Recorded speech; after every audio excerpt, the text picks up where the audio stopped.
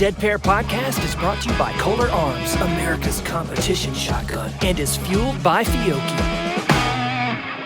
Welcome to the Dead Pair Podcast, coming in hot with everything you want to hear about sporting clays. With your hosts, Jason Rambo. This is what I have to work with, everyone. And Sean Alley. Like I said, I was just thirsty. Often imitated, but never duplicated. It's the Dead Pair Podcast. It's showtime.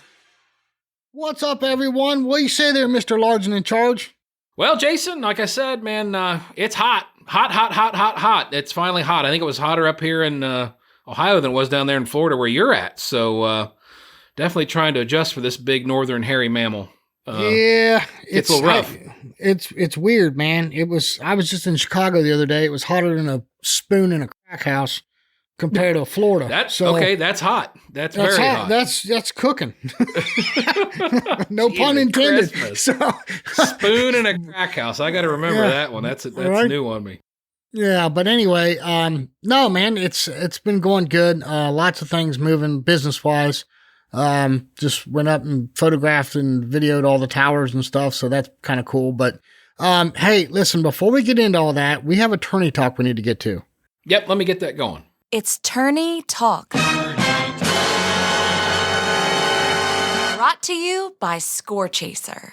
All right, guys, the 2026 California State at Quail Point Hunt Club, June 11th through the 14th, is now open for registration. The 2026 Gator Cup at Backwoods Quail Club is scheduled to open July 1st to last year's competitors and will open to the public on July 15th. That shoot will be held from March 24th through the 29th. So that's kind of a nice little thing they're doing, letting the people that have shot it get a little bit of a leg up over the rest of the field that's registering.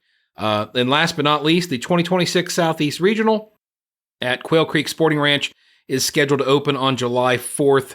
This shoot will be held June 2nd through the 7th. So you guys get out there, get registered, and get your spots in line before they disappear.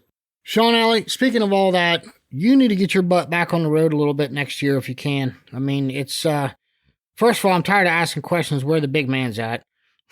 So well, yeah, and that's the plan. That's the plan. Although the plan also is we're going to be doing a little vacation. The wife and I haven't really had much of a quote unquote real vacation outside of shooting trips and traveling for sporting clays events for a couple years. And I promised her a real vacation in the winter next year. So we'll be doing that. I'm going to have to miss out on the Jack Links next year, unfortunately, because of that.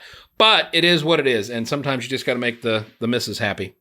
Yeah, no, I get it. Totally understand. But you would like to see you back on tour a little bit more next year if you can. So yeah, absolutely. Just had to get through kind of a rough patch there in my life for a little while. And things are getting back on track, and she's slowly recovering, getting better. So, like I said, cautiously optimistic that things will work out and get back to normal here soon.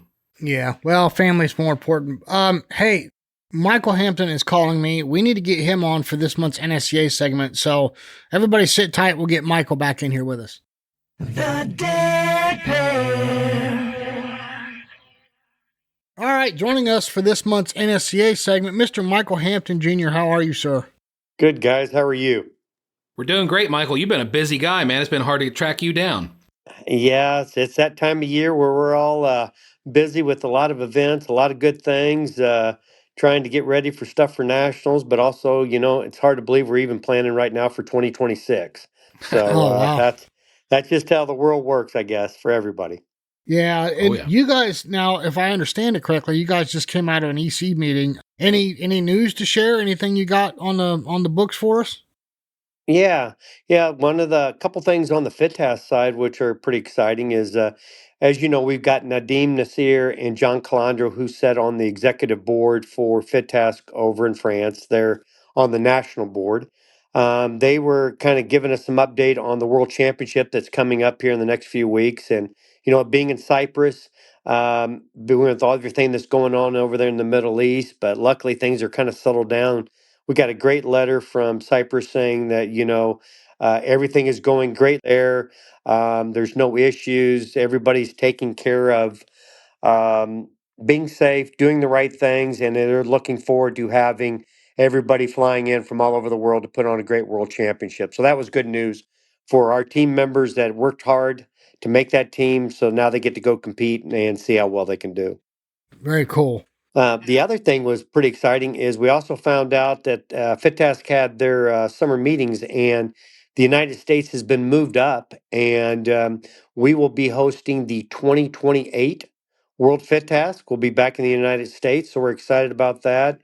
Oh, And nice. at the 2026 National Championship, we'll be voting on the host side of that. So we're excited to have that event back in the States quicker than we anticipated.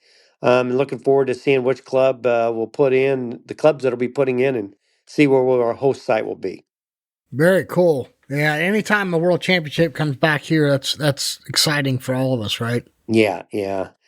And the EC is actually in the process right now of our 2026 World Cup events. Voting on those, we had about 6 sites that applied for each one of those 3 World Cup events for next year. And the EC is right now vetting through those and voting on who will be hosting those. And hopefully in the next couple of weeks, we'll have it posted where those sites will be for 2026. So just to clarify, any clubs that are listening to this, when is that going to come open for bid for the World FITASC? The World FITASC, we will start that in the summer of 2026. Okay. We'll have the presentations at the national championship, the EC national delegate meeting, and vote on it then at 2026 for the 2028 host site. Okay, gotcha. That's quite a bit of big global news.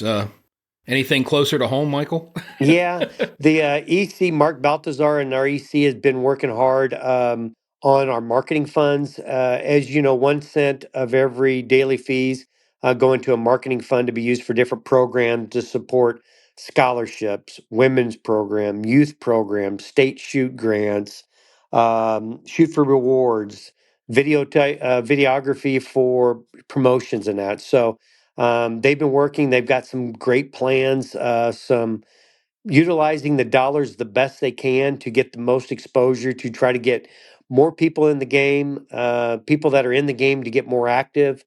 So they've been doing a great job on how that money is going to be spent. We'll be rolling out some of that information in the weeks to come, giving everybody kind of heads up. But it was pretty exciting about some of the great ideas that the marketing team has been putting together. We'll start to see some of that here soon, I'm sure, right? Oh yeah, I mean it'll be right around the corner.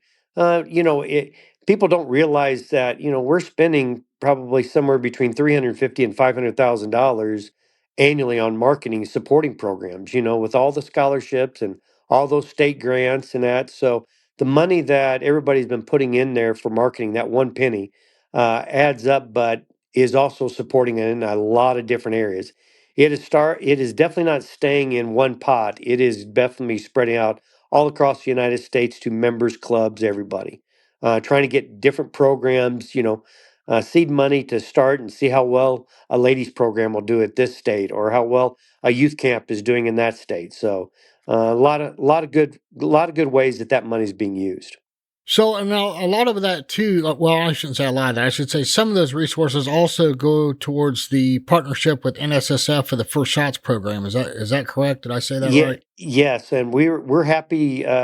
They just launched on the 16th of this month. The letsgoshooting.org platform has got a new program where we've partnered up with them on trying to get recreational people out shooting. There's a bunch of videos that talk about the very basic fundamentals on how to get involved, what is skeet, what is sporting clays, what equipment do you need, what safety equipment, techniques on shooting, places where to go do it and apply that. So we've partnered up with them and giving away CLMs, which is our complimentary limited membership, basically giving everybody a free membership that's never been a part of the NSCA or the NSSA.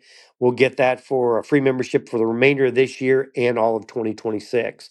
So we're happy to be partners with Zach Snow there at NSSF. Has always been a great supporter of our organization with NSSF. And if we can do anything that we can do with them, piggybacking, working with them really should help us get a good outreach to that recreational world.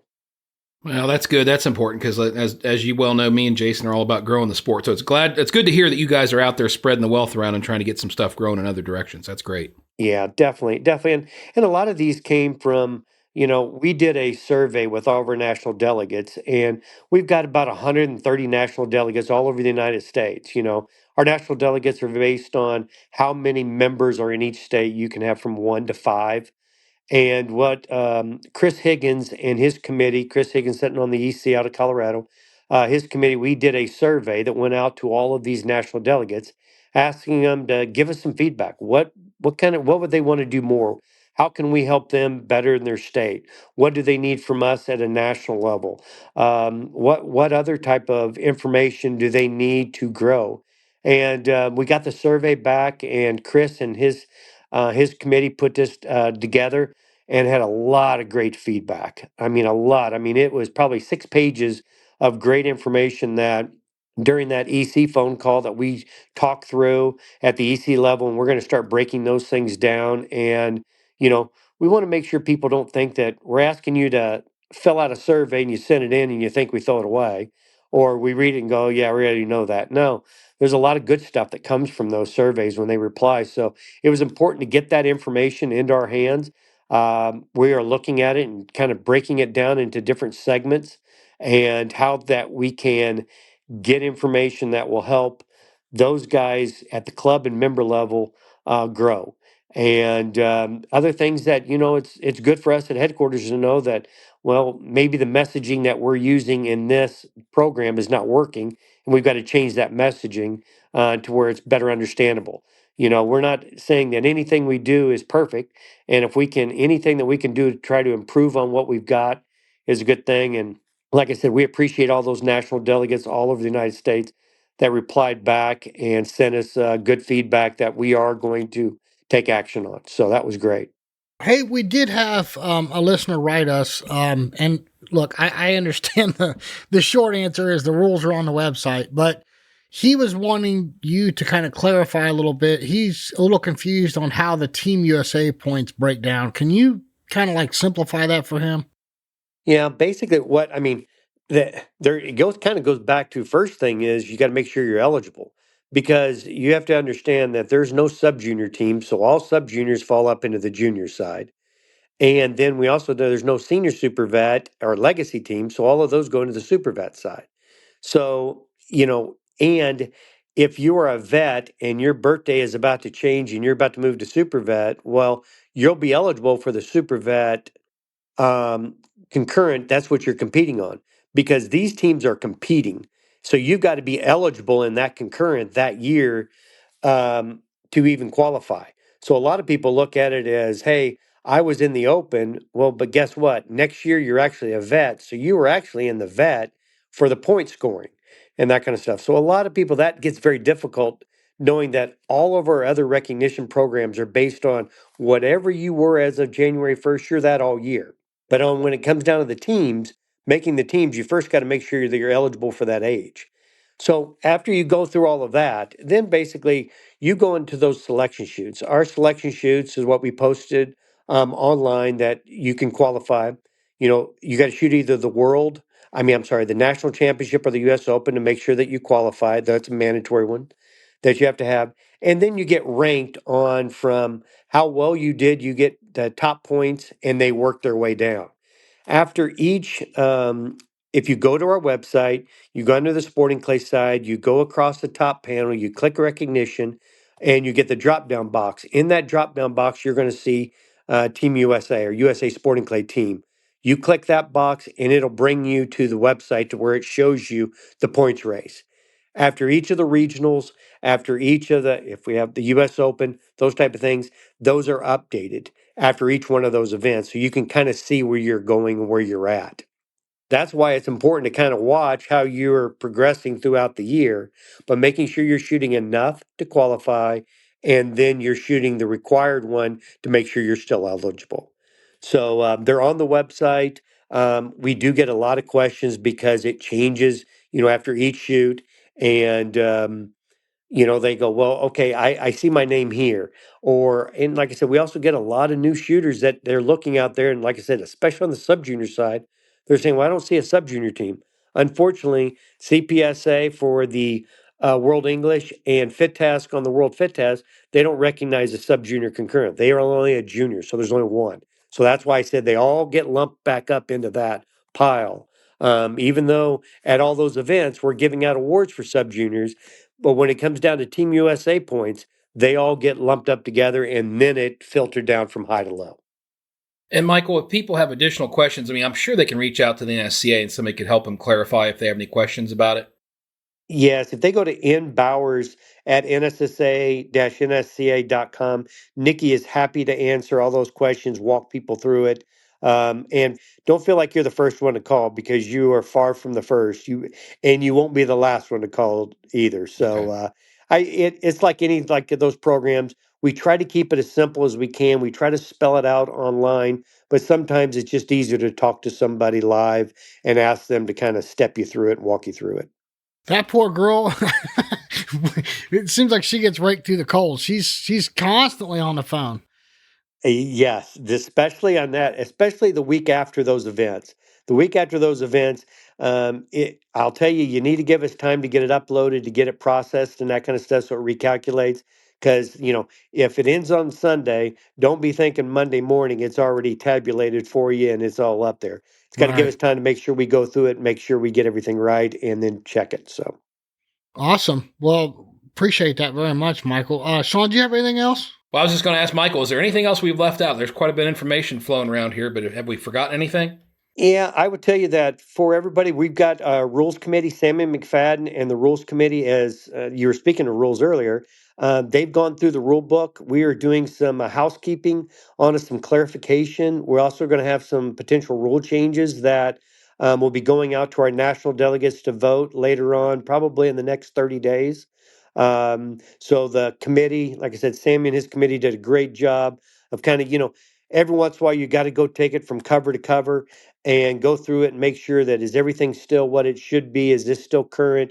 Do we have to need to explain something? Because, it seems like about every 3 months there's some rule that needs to be tweaked because of how it reads, that an issue comes up. So we try to take those and deal with those and making sure that we clarify that. But I'll tell you, if you're a national delegate and you're out there listening, be looking for a ballot rules ballot coming to you with a variety of different rule changes in the next probably 30, 45 days.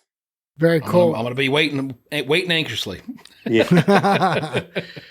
Well, Sean and I did that Scoops episode, as you know, and man, the amount of feedback and ideas that people had for the classification system was kind of overwhelming. I mean, I think some people had some good ideas.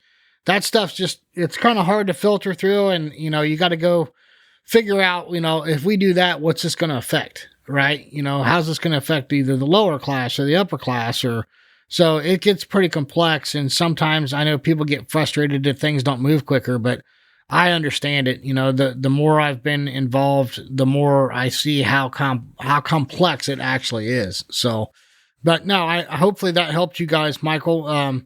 Yeah. And you're right, man. When you start talking about classification, that is always, if you think you're done working on classification, you're sadly mistaken, because there's always something with that. Yeah.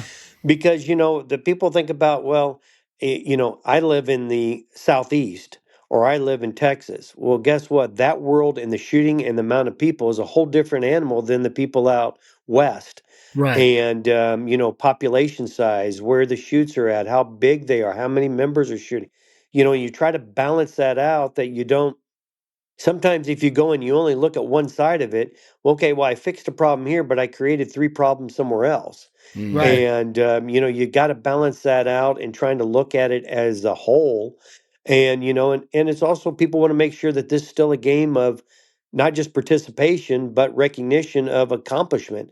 And, we can't have 32 classes out there. We can't have 42 different concurrents out there, because it just doesn't make sense. And but the headquarters and the EC, we are always open to listening to ideas and try to figure out different things and that kind of stuff. And and where can we tweak it a little bit without messing up a whole bunch of other stuff on the back end. Right. And but no, we appreciate any time people are ideas. Like I said, we appreciate the emails, we appreciate the phone calls on that kind of stuff, ideas. And hey, sometimes it makes us look at it just a different way. Maybe we can tweak it over here this way, and it doesn't do that much, but it does help here. Right. So, but no, I definitely appreciate you guys doing that kind of stuff. That's just making the sport better. Yeah. Well, Nikki, again, she was part of that episode with Neil and Sean and I, and you could see she would start shaking her head like, no, no, no, no, no.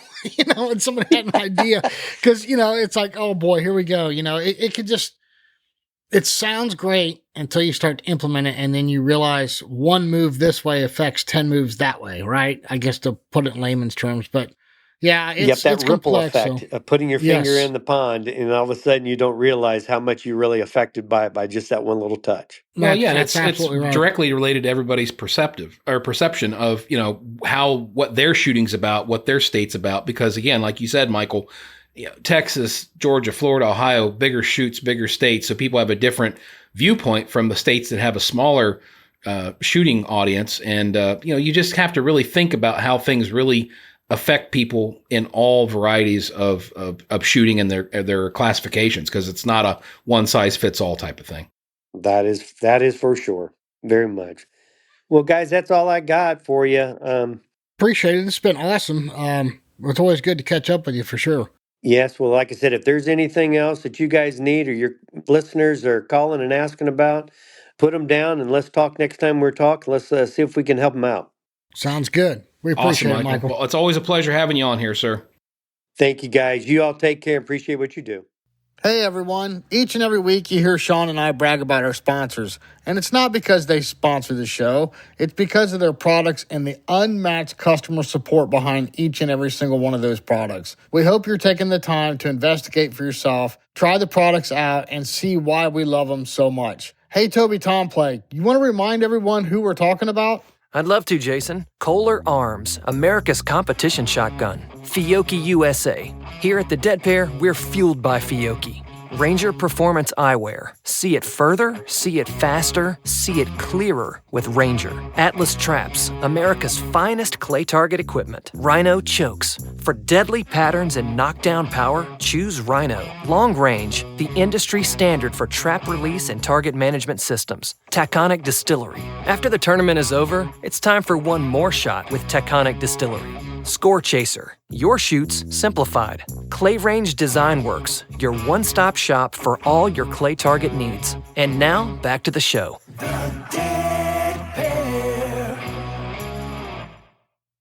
Always good to catch up with Michael, hear what's cooking down there at the NSCA office. Sean Alley, it sounds like good things are still on the horizon for us. Yeah, well, I mean, it's been a while since we had him on. He's been a very busy guy, hard to track down. So definitely had a lot of stuff to catch up with, and hopefully that gave us some information to our listeners that there was important. So, speaking of our listeners, Sean and I decided to do something a little different tonight. Michael's our only guest for tonight, but we're going to talk about a few things that I think needs to be said. Sean Alley, you kind of agreed with me on this. You got to back me up here. Don't sit there quietly. No, I'm not. I think absolutely. I don't think you can talk about these topics too much. And I think it's always a hot button discussion for different reasons around the shooting complexes before and after a tournament. So yeah, let's dive in, man. Let's get after it.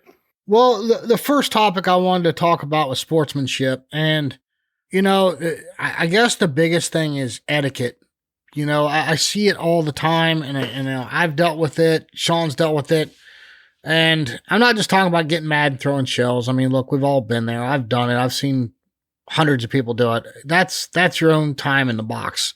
If you got to get mad and throw your shells in the bucket, that's what you got to do, I guess. I mean, I fortunately have overcame that.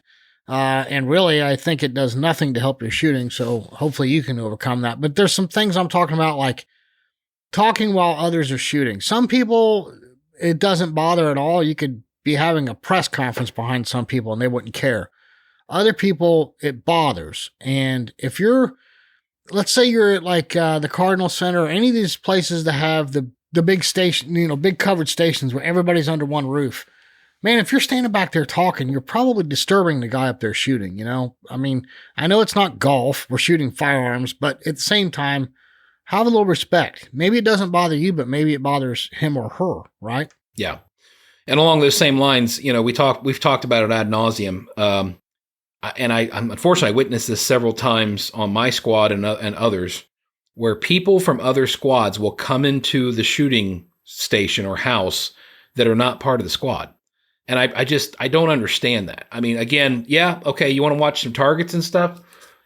Maybe ask, say, do you guys mind if I come in here and watch? But I mean, literally standing right behind shooters that are not part of their squad, watching them shoot. And again, most people can shrug it off. I personally can shrug it off. I have no problem with that. But I just think it's a bad etiquette thing. Again, maybe it's more etiquette than sportsmanship.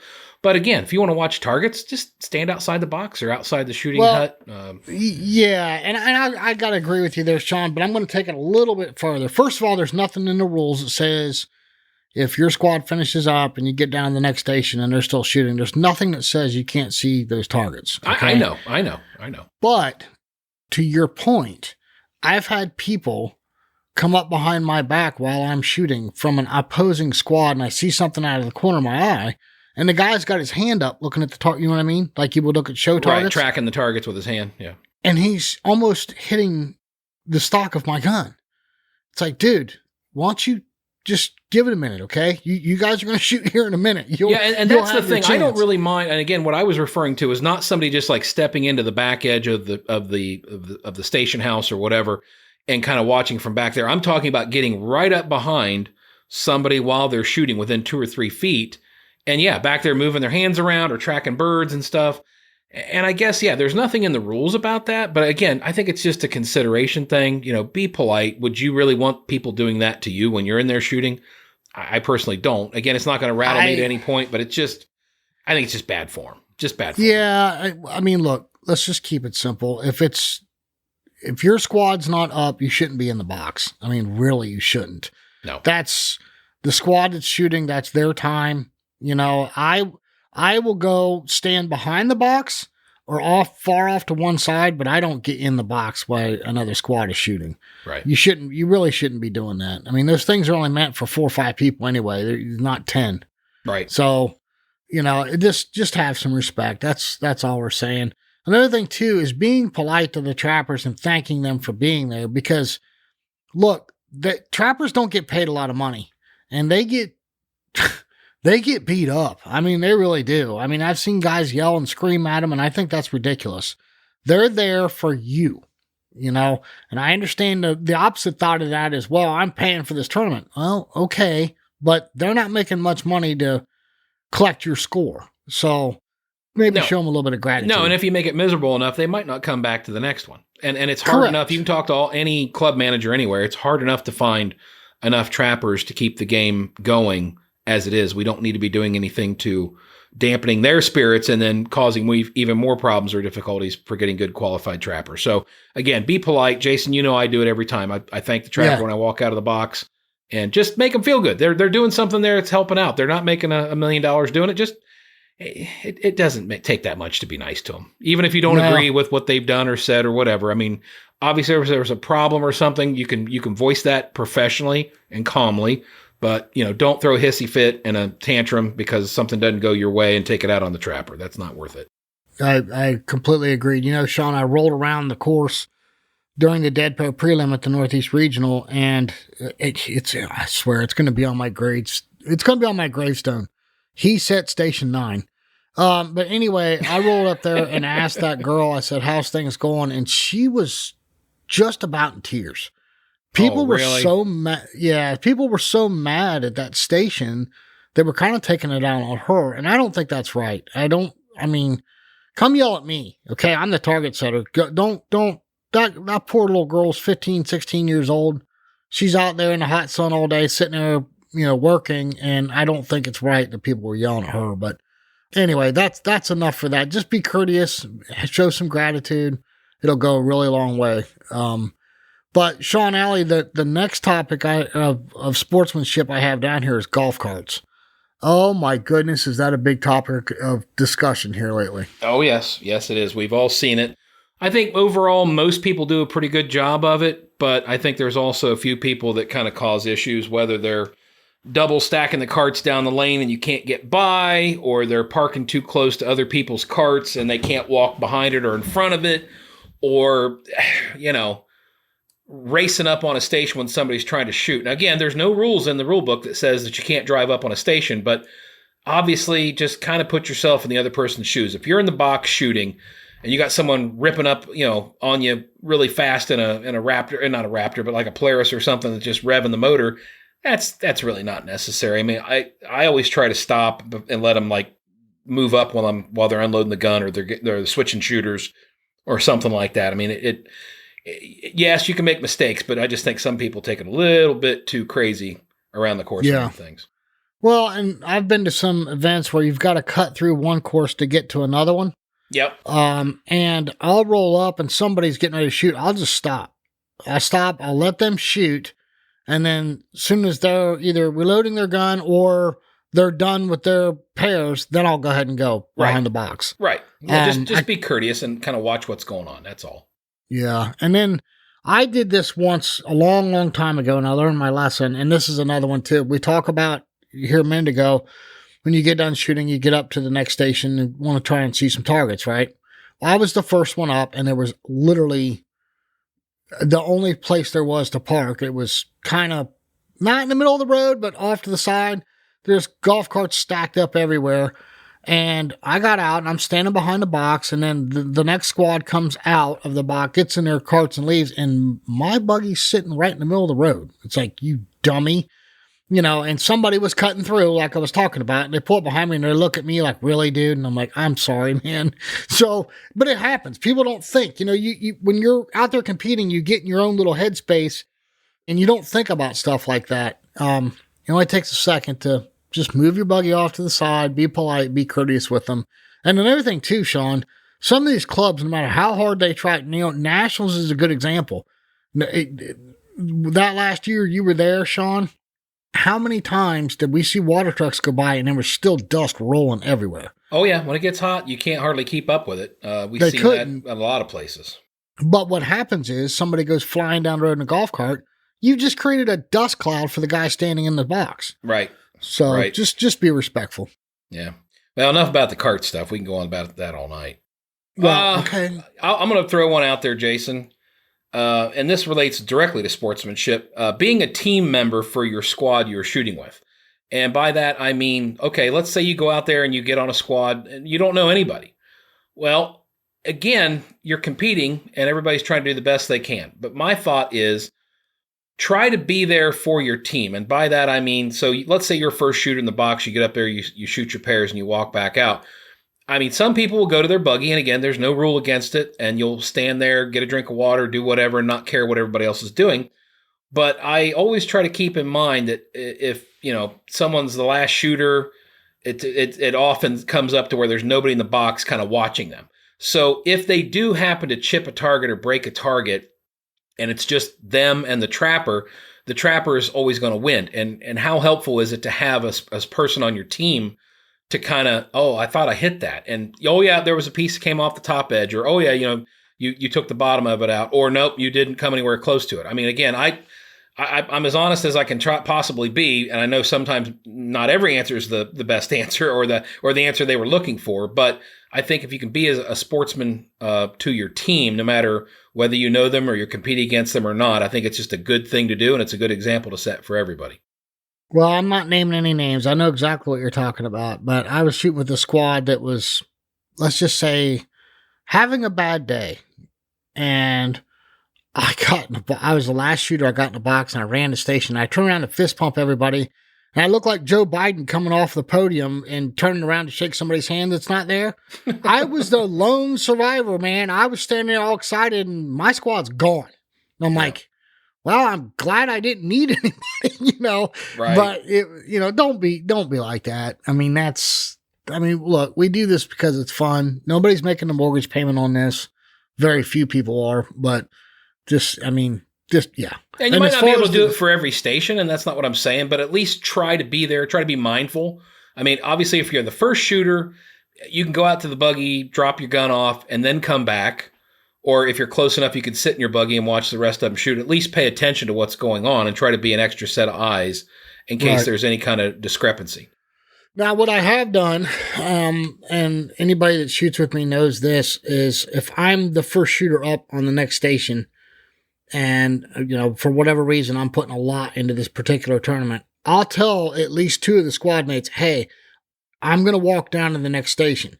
Okay, let them know that I'm not just being a jerk and walking off. Hey, I'm going to go down to the next station and watch. And I'll walk down to the next one. I'll stand from the road and watch the targets. Yep. But at least let somebody know, You said something about chips here a minute ago. Sean, in my opinion, and I want to hear your opinion, I think chip begging is cheating. What's your opinion? Well, again, I think it all goes back to, did you really get a chip off that bird, or are you just trying to get a chip off that bird? You know what I mean? So, again, if you have your squad there, and this is why that's important, what we just went over is important. If your squad's there in the box, I've seen it numerous times at all kinds of clubs.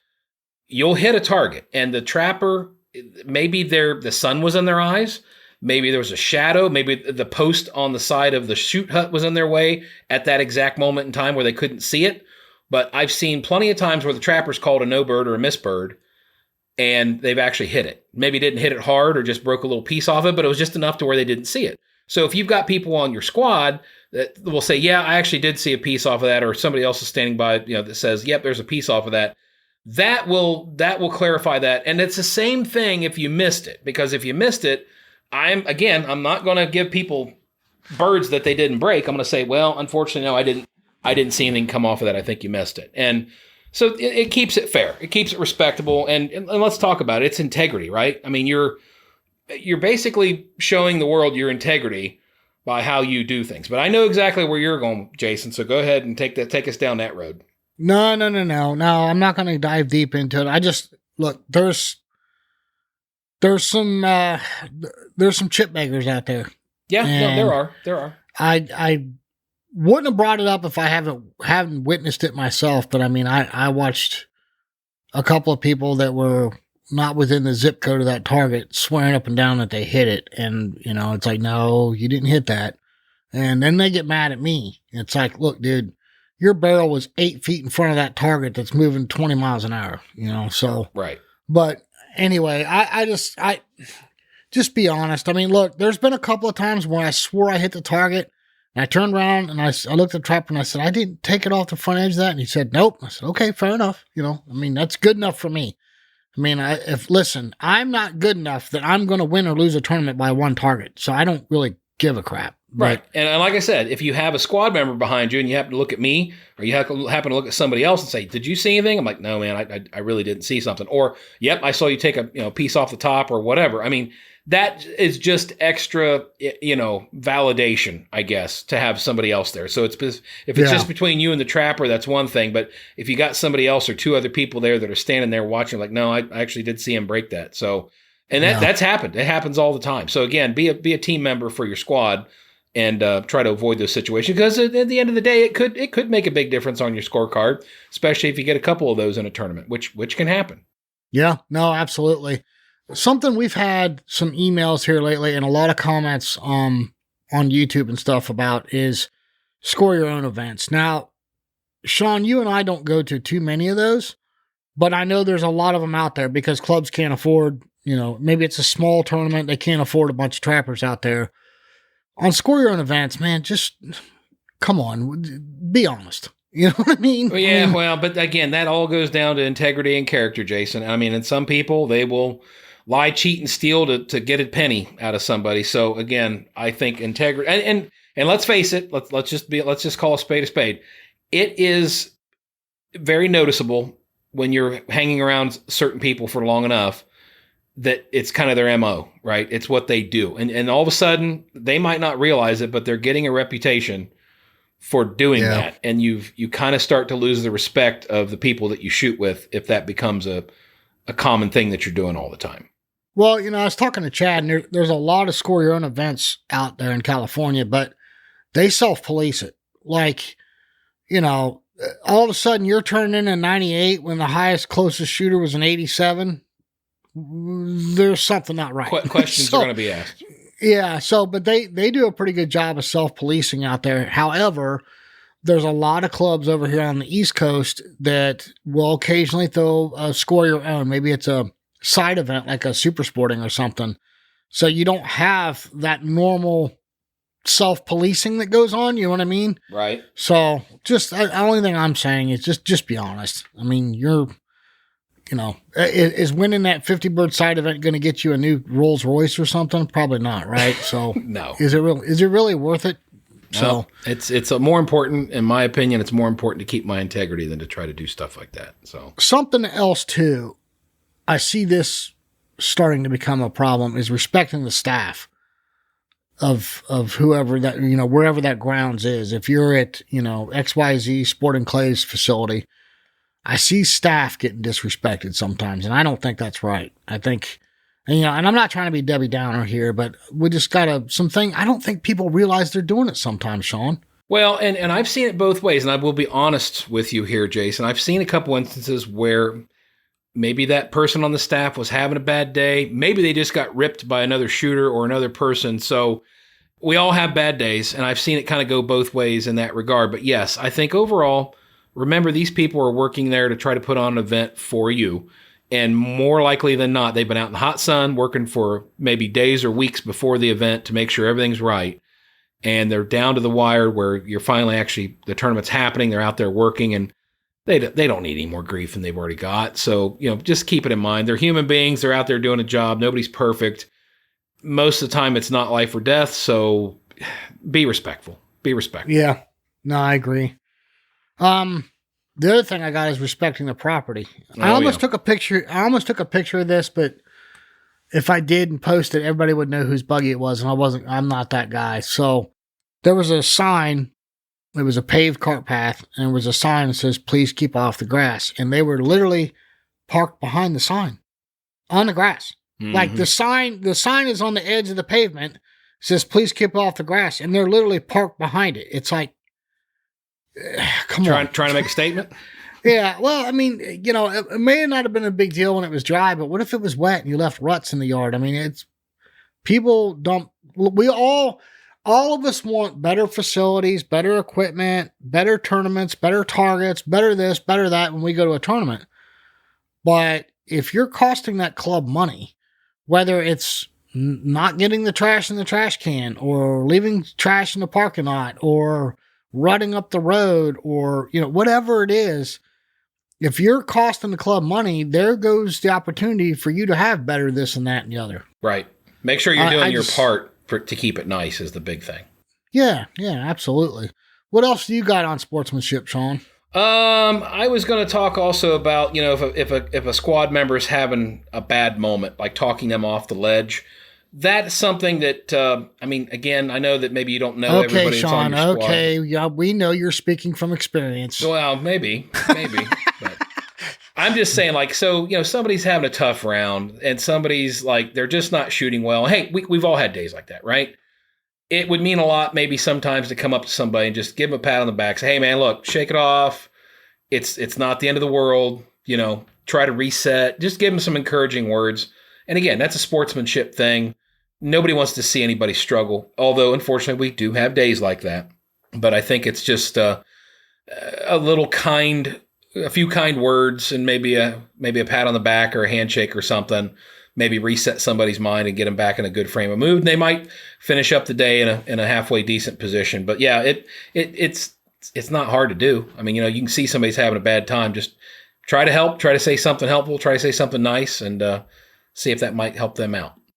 Yeah, I mean, we've heard it from, Corey mentioned it here on the podcast one time.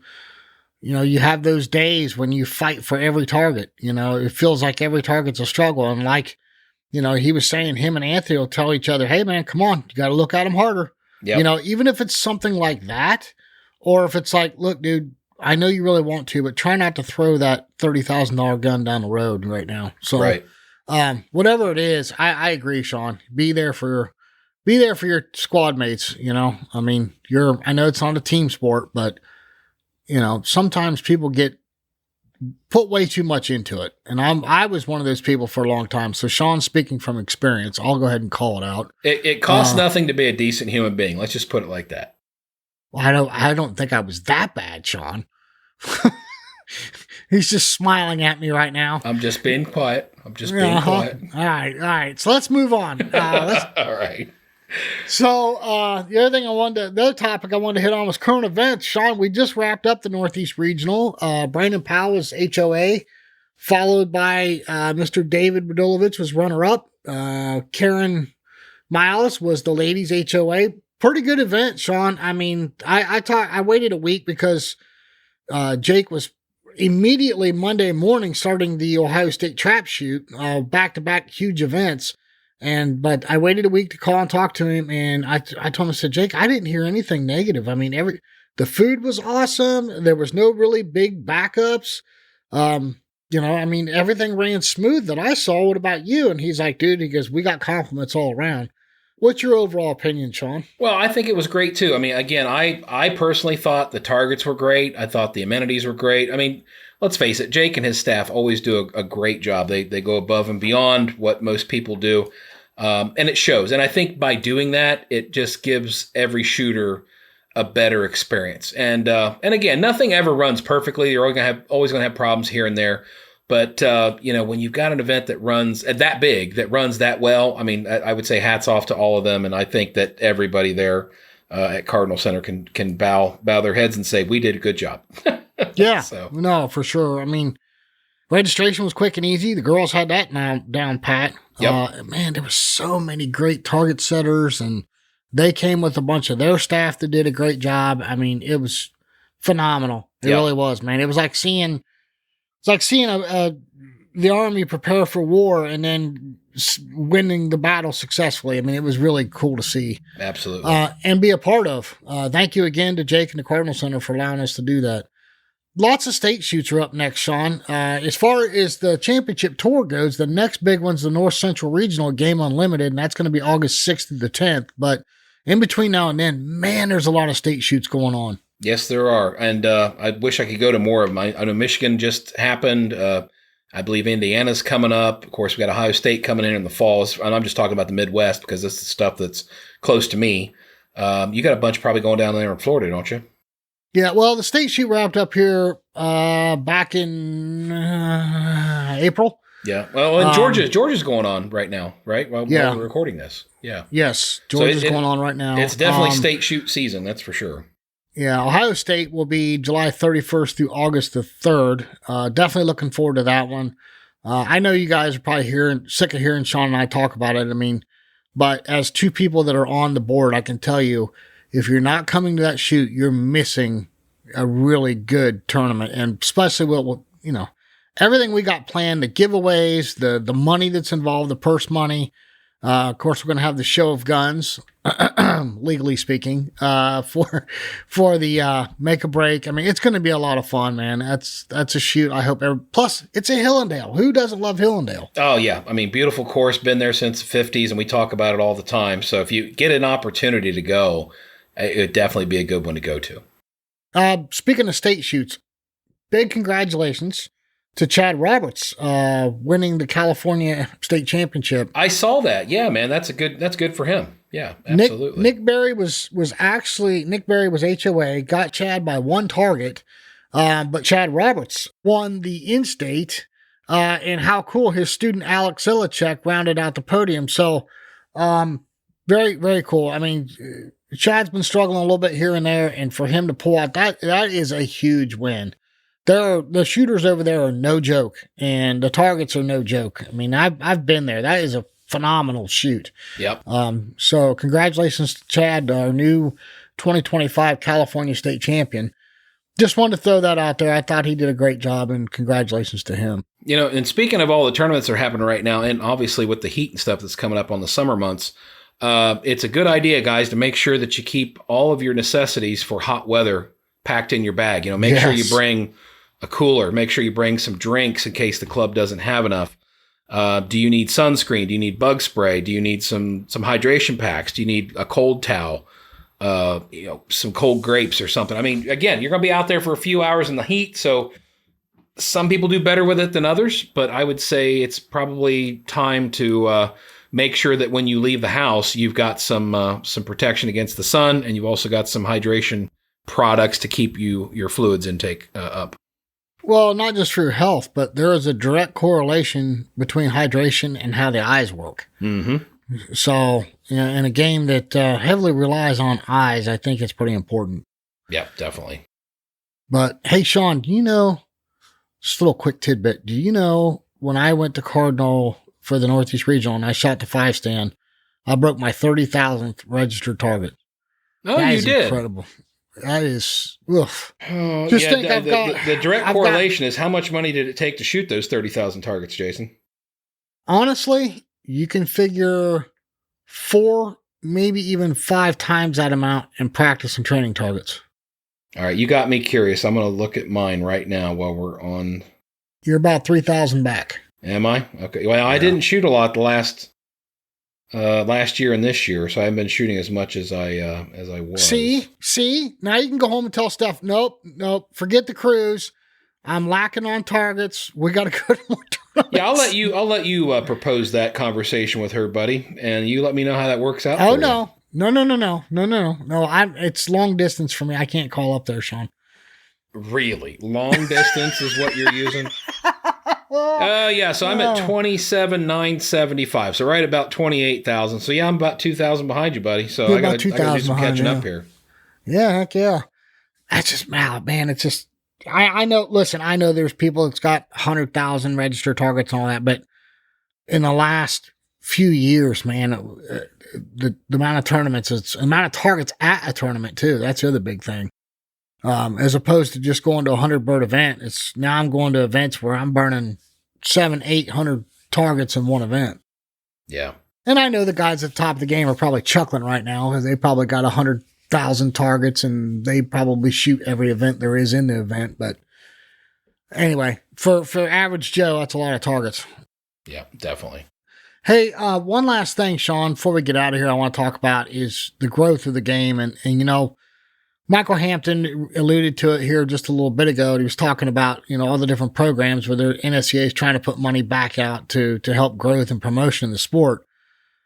Of course, we have our Dead Pair Challenge. You know, we started this as a fun way to introduce friends and family to the game, but realistically, it takes everyone, man. It takes everyone's help to help the sport grow, right? It does. I mean, we are a very small niche sport.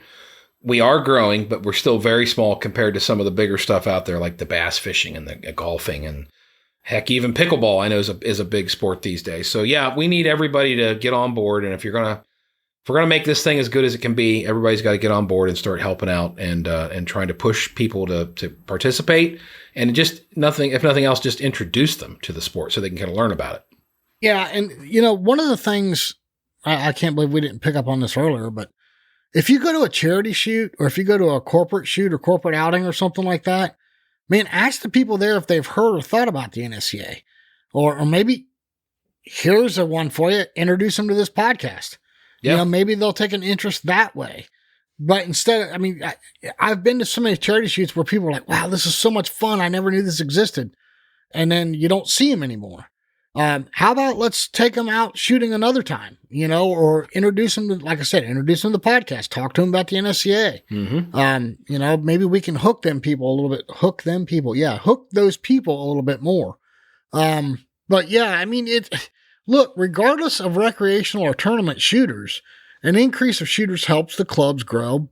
And there we go again, better equipment, you know, opening up new grounds, better facilities as a whole, more staff. I mean, the more shooters that are involved, the more revenues that come into the club, the bigger the sport's going to grow. Right. And also, if you're a shooter, another good way to contribute and help grow the sport is, hey, for those charity events and things like, you know, the Ronald McDonald House Kids and Clays programs and stuff, are you able to volunteer? Are you able to set some time aside and go out there and, by your presence, help the sport grow? Because they need trappers for almost every event. They also need, like at the Ronald McDonald House Kids and Clays events, they also need what they call the pros or the guides that take out the squads, that buy the tickets, that help pay for all the stuff that the Ronald McDonald House does. So if you have ability to do that, that's another way you can give back to the sport. And then while you're there, you're talking to people and you're, you know, hey, did you know that you can do this? This is a full-time sport. You know, you can sign up for the NSCA, blah, blah, blah, blah, blah. I mean, again, it all goes hand in hand, guys, little by little. If you can just donate a little bit of time once a year, twice a year, I mean, it helps. It's something that they didn't have before. Yeah, there's a multitude of tasks that clubs would love your help with. You know, I mean, I don't care if it's trapping, maybe loading traps during the week, shell cleanup, maybe moving traps during the week, or mowing, or, event setup. There's so many things that a club could use help with. Mm-hmm. And if you could volunteer, a couple hours a week or something, or maybe, you know what? This tournament doesn't mean that much to me. I'll just go there and volunteer to trap or whatever. A lot of clubs will trade you targets for trapping. That's right.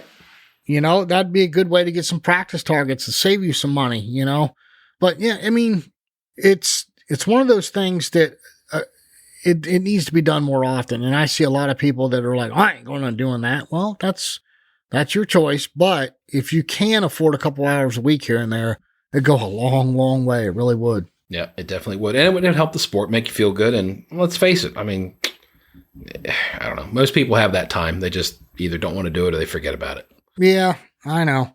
I mean, Sean, we can't even get you to a tournament, let alone help out. We need.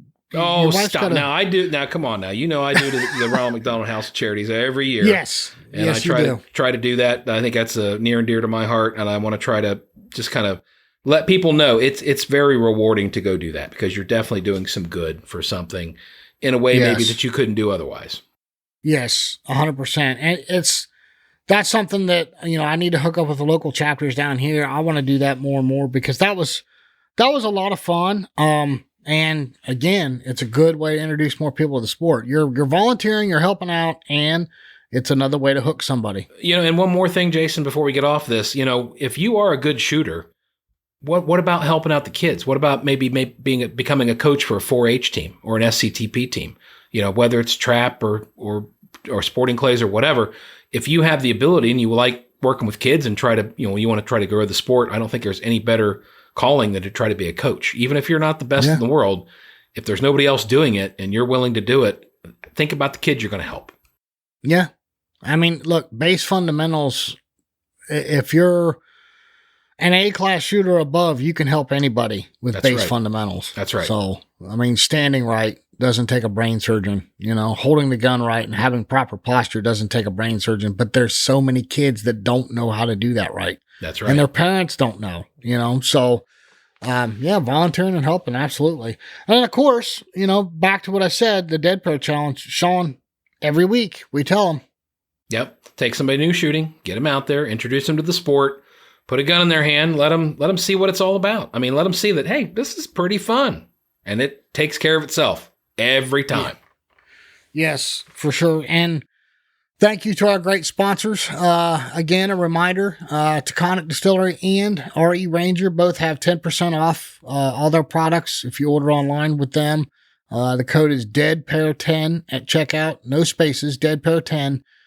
Save 10% off your order. Hey, look, if you're ordering, cases of whiskey like Sean does, that's a lot of money, 10% off. So,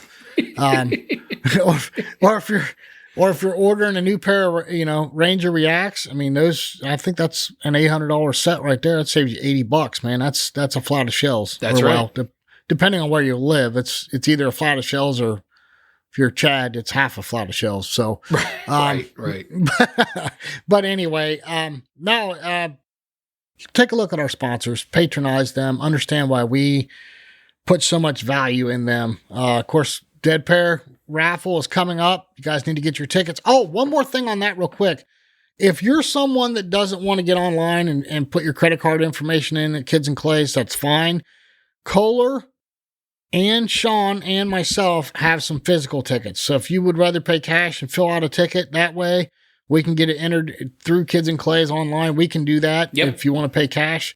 So the three of us, Sean, myself, and Kolar, all have physical tickets. So, but man, that's a beautiful gun. I'm telling you. Somebody's going to be a really, really happy person when they take that thing home. And I'm going to be really, really sad because it wasn't me.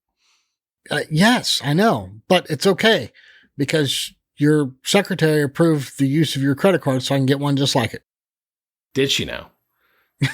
Might have to have a word with her tomorrow. Let me guess, you got a fired secretary now, don't you? She might be sitting in the bread line come tomorrow. Well, hey, listen, this has been cool. I hope everybody enjoyed this. I hope we gave everybody some talking points, some things to think about. Thank you to Michael Hampton for joining us for the monthly NSCA update. Sean Alley, it's been fun, my friend. Until next time, guys, we can't wait to see you back here on the Dead Pair Podcast.